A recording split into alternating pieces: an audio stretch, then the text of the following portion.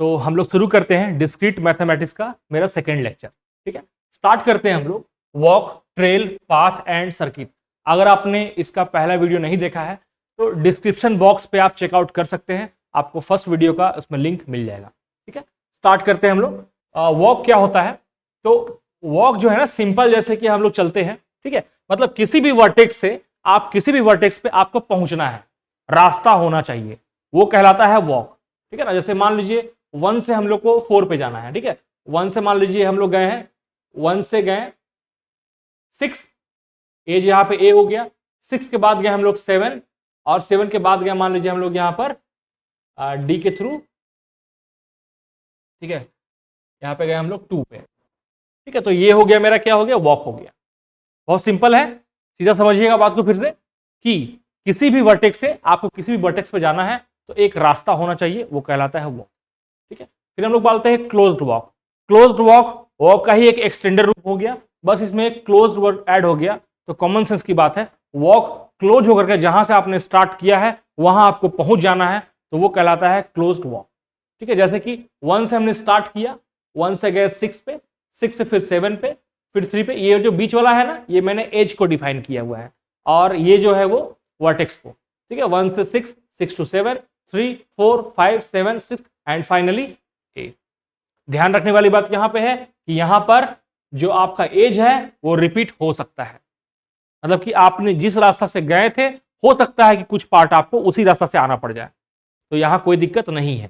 ठीक है, रिपीटेशन कहां पे अलाउड नहीं है हम लोग आगे जानेंगे। ऐसे कि ट्रायल के बारे में जानते हैं। ठीक है, ट्रायल क्या बोलता है कि edge repetition not allowed. Vertex allowed है लेकिन एज को आप रिपीट नहीं कर सकते हैं, तो वो कहलाता है ट्रायल। ठीक है, जैसे कि हम लोग बीच में एज को है मिस कर दिए हैं, ऐसे 7 के बाद कहां गए हम लोग 5, फिर 4, फिर 3, फिर 7, देन 6। ठीक है ना, आप देखिएगा किसी भी एज को हमने रिपीट नहीं किया। हाँ, हमने 7 को यहां पर रिपीट किया था, 7 यहां भी था, 7 यहां भी था, तो क्या लिखे हैं, वर्टेक्स अलाउड। तो ये कहलाता है ट्रायल। ठीक है, और क्लोज्ड ट्रायल जो होता है वही मेरा कहलाता है सर्किट। लोग को बहुत ज्यादा कंफ्यूजन होता है इन सब चीजों पे, आप थोड़ा सा ध्यान लगा के गंभीरता के साथ में कंसेंट्रेट समझिए, ठीक हो जाएगा। तो क्लोज ट्रायल जो होता है वही कहलाता है मेरा क्या, सर्किट। हमने जहां से स्टार्ट किया था वहीं अपने को लास्ट में जाके खत्म होना है। ठीक है, फिर आते हैं पाथ के बारे आते हैं। पाथ बोलता है कि वर्टेक्स रिपीटेशन नॉट अलाउड। अब यहां पे क्या है, वर्टेक्स भी रिपीट नहीं होगा। अब वर्टेक्स रिपीट नहीं होगा तो ऑटोमेटिक है कि एज भी रिपीटेशन नहीं होगा। ठीक है, और क्लोज पाथ को हम लोग साइकिल बोलते हैं, लिखते हैं यहां पे क्लोज्ड पाथ क्या कहलाता है मेरा, साइकिल। ऐसे कि क्लोज ट्रायल को सर्किट बोले थे, वैसे क्लोज पाथ को क्या बोलेंगे, साइकिल बोलेंगे। आते हैं हम लोग अपने अगले टॉपिक पे, कनेक्टेड ग्राफ क्या होता है। तो a graph G is connected if there is a path between any two vertices of G. मतलब कि अगर मेरा ये ग्राफ है, ठीक है ना, समझिएगा ये एक ग्राफ है, ये दोनों अलग अलग ग्राफ नहीं है। ठीक है, ये एक ग्राफ है। तो अब क्या बोलता है कि अगर किसी भी वर्टेक्स से आप किसी भी वर्टेक्स पे जा सकते हैं। ठीक है, याद रखिएगा कि आपको ढूंढना है कि कहां पे आप नहीं जा सकते हैं। अगर एक भी कंडीशन ऐसा मिल गया कि आपको मिल गया कि आप यहां, जैसे कि हम बोलेंगे कि हमको यहां से यहां जाना है, तो उड़ के नहीं ना जाएंगे, रास्ता होना चाहिए ना। तो यहां से यहां जाने का कोई रास्ता नहीं है, मतलब कि ये मेरा क्या हो गया, ये कनेक्टेड नहीं है, एक्चुअल में ये डिसकनेक्टेड है। आगे पढ़ेंगे हम लोग। ठीक है, तो कनेक्टेड क्या बोलता है कि if there is a path between any two vertices, any two हम लोग ढूंढेंगे कि जहां पे नहीं जाना है वहीं ढूंढेंगे। ऊ दिख रहा है क्या, ऊ नहीं दिखा मींस कि ये कनेक्टेड हो गया। ठीक है, जी बोलता है डिसकनेक्टेड कब होगा, if W G equal to 2। ये क्या है ना, कॉम्पोनेंट है, एक्चुअल में ये कॉम्पोनेंट है। ठीक है, अगर डब्ल्यू जी मेरा 2 है या फिर 2 से बड़ा है, 3 पार्ट में भी रह सकता है, 4 पार्ट में भी कम से कम 2 होना चाहिए। ठीक है, तो वो क्या मेरा कहलाएगा, डिसकनेक्टेड। सिंपल सा बात है, 2 कंपोनेंट हो गया तो रास्ता आपको मिलेगा नहीं। ठीक है ना, आगे देखते हैं क्वेश्चन क्या बोला है। Let G be a simple disconnected graph with 10 vertices, then the maximum number of edge in जी।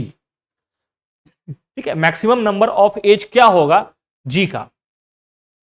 तो इसका एक होता है, फॉर्मूला होता है, उसको देखिएगा। For let G be a simple graph with N vertices, ठीक है, अगर मेरा जी ग्राफ है और वर्टिसेस मेरा क्या है, एन है, तो इस तरह से कि ये ग्राफ मेरा डिस्कनेक्टेड है मतलब क्या बोला है, डब्ल्यू का वैल्यू क्या है, 2 से बड़ा या 2 के बराबर, then maximum number of edge जो होगा ना इस फॉर्मूला से निकलेगा, याद रखिएगा फॉर्मूला को, ठीक है ना।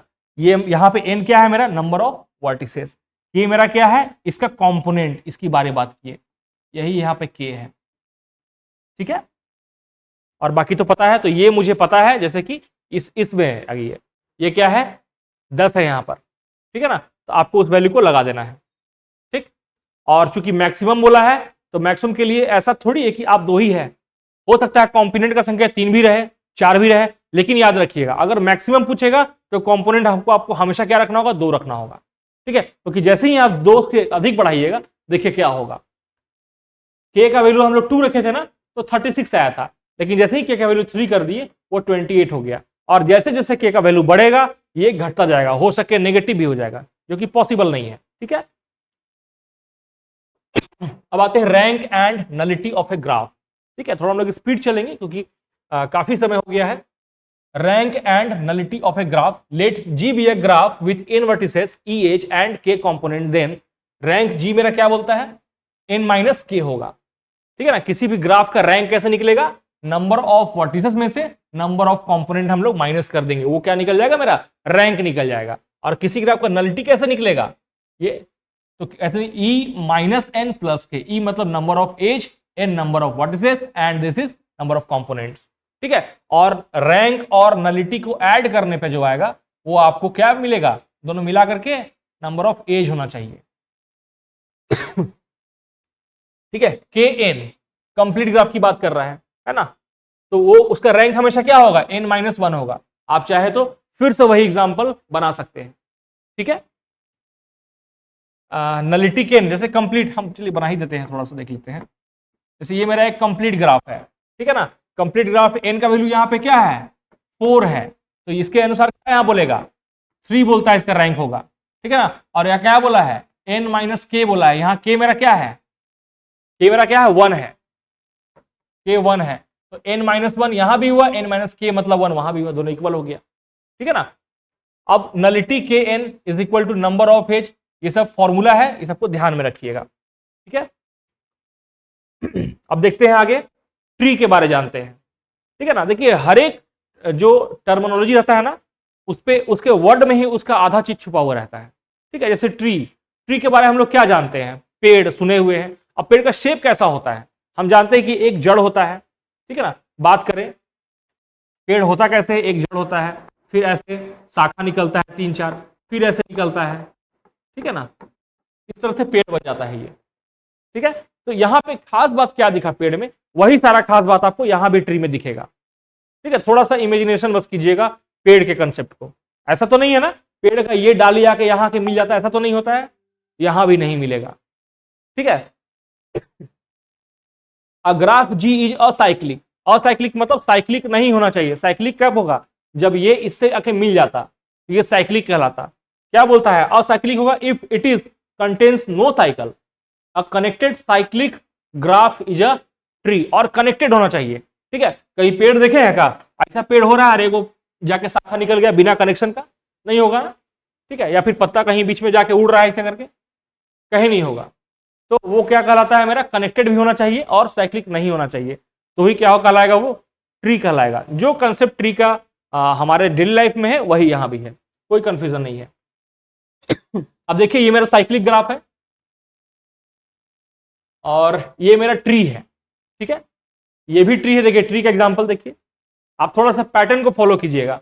देखिए मत समझिएगा सर जड़ तो नीचे रहता है यहाँ ऊपर चल गया है, अरे भाई वो ऐसे उल्टा हम टांग दिए हैं पेड़ को, ठीक है ना। यहाँ क्या हो गया, ऐसा चला गया। देखिए सारे पैटर्न को देखिए, सारे पैटर्न में आपको क्या बोले, डेफिनेशन पे रहिएगा। असाइक्लिक मतलब साइक्लिक नहीं होना चाहिए, और दूसरा क्या बोले थे कि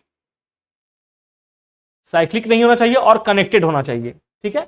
यहां देखिए आप हर एक ग्राफ में कहीं से भी कहीं पहुंच सकते हैं रास्ते से, ठीक है ना। ऐसा नहीं है कि अलग से यहां पर एक ऐसा बना दिया गया है, ऐसा नहीं है। मतलब सारा मेरा क्या है, कनेक्टेड ग्राफ है, और कहीं असाइक्लिक है, सब जगह असाइक्लिक, कहीं साइक्लिक नहीं है।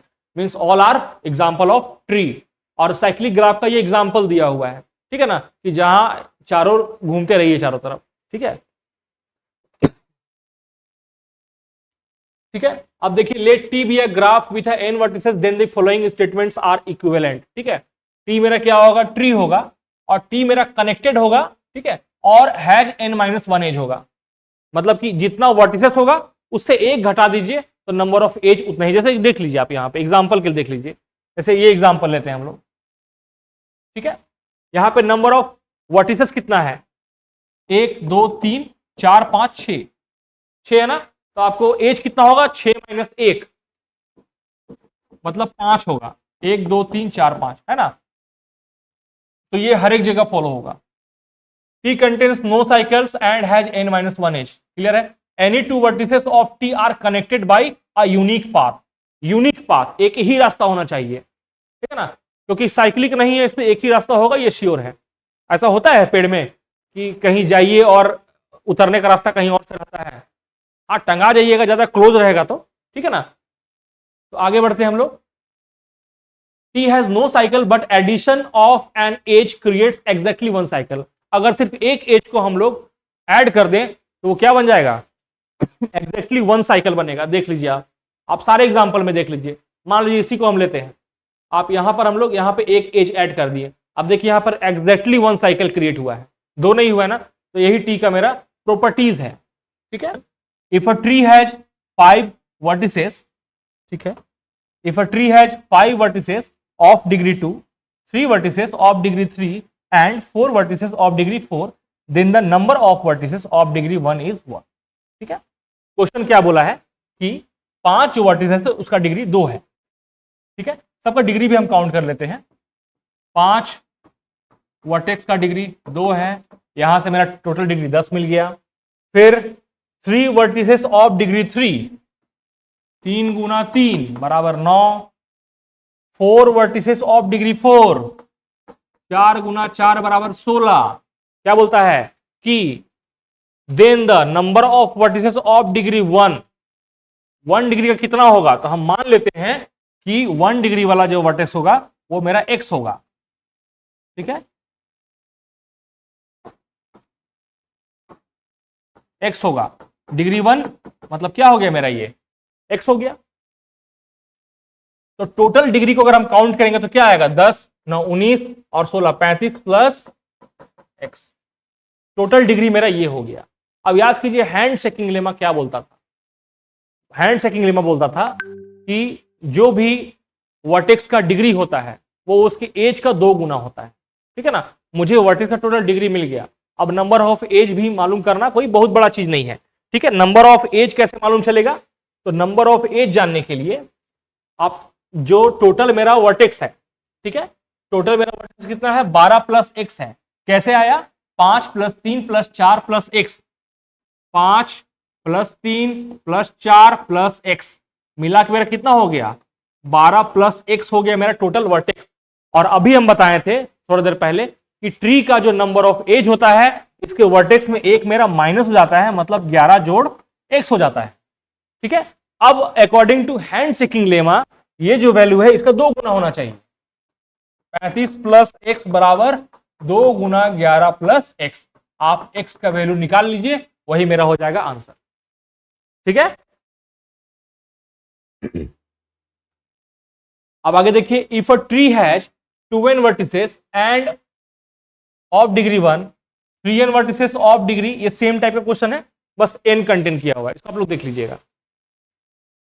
अब आते हैं हम लोग most important Eulerian and Hamiltonian graph.